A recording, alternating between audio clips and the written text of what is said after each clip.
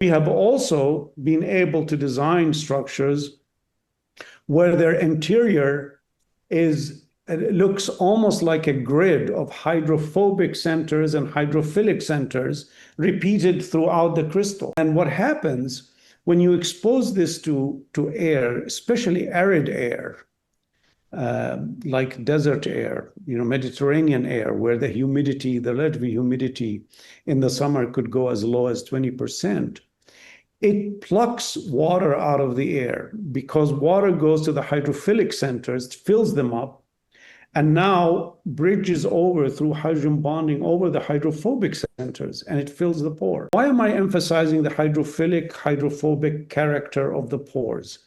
Because that allows you to control how tightly water is bound to the material. Because after it's bound to the material, you want to release it so that you can condense it and drink it, right?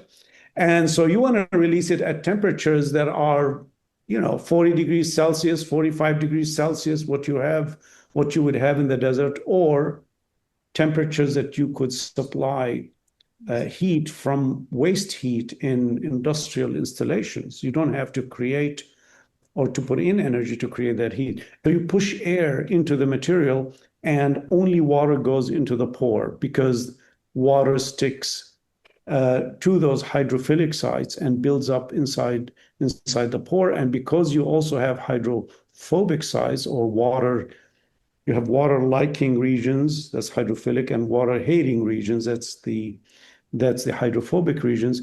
And as long as you can control these two areas and control them on the molecular level, you could also control at what temperature water can come out of the pore so that it can be condensed. And in this case, the water comes out of the pore just by exposing the device to ambient sunlight. So the interior of the device heats up, water comes out of the pores and condenses on the walls of the device, and now you have drinking water, ultra pure drinking water, right? The cleanest water you'll ever have. We tested the water for metals, for organics, and it's ultra pure water.